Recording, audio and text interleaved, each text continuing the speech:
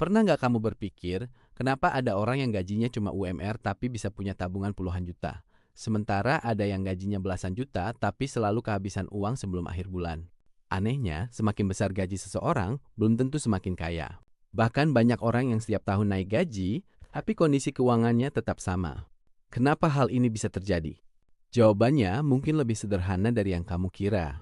Banyak orang percaya bahwa solusi dari masalah keuangan adalah mendapatkan gaji yang lebih besar. Kalau gaji naik, hidup pasti lebih nyaman. Kalau gaji besar, pasti bisa menabung lebih banyak. Tapi kenyataannya tidak selalu seperti itu. Coba lihat di sekitar kita. Ada yang gajinya 4 juta bisa menyisihkan uang setiap bulan. Ada juga yang gajinya 15 juta tapi selalu merasa kurang. Masalahnya bukan selalu soal berapa banyak uang yang masuk, tapi bagaimana uang itu digunakan. Ada istilah yang disebut lifestyle inflation. Artinya ketika penghasilan naik, gaya hidup ikut naik. Saat gaji pertama 3 juta, kita merasa kopi sachet sudah cukup. Saat gaji naik menjadi 5 juta, mulai sering beli kopi kekinian. Naik lagi menjadi 8 juta, mulai langganan berbagai aplikasi. Naik menjadi 10 juta, mulai cicilan gadget baru. Tanpa sadar, setiap kenaikan gaji langsung habis untuk menaikkan gaya hidup.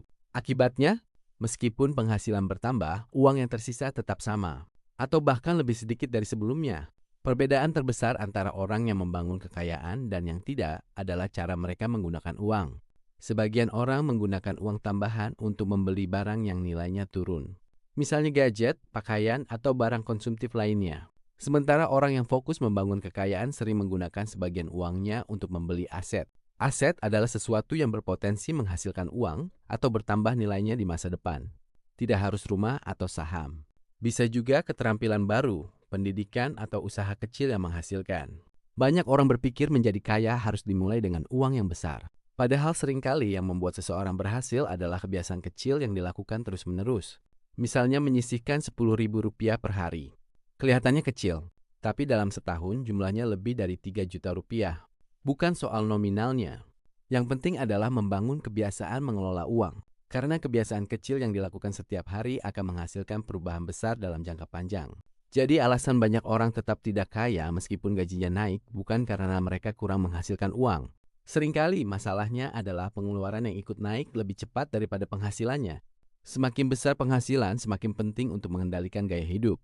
Karena pada akhirnya, kekayaan bukan ditentukan oleh berapa banyak uang yang kamu hasilkan, tapi berapa banyak yang bisa kamu pertahankan dan kembangkan. Kalau hari ini gajimu naik, apa yang akan kamu lakukan? Menaikkan gaya hidup, atau mulai membangun masa depanmu?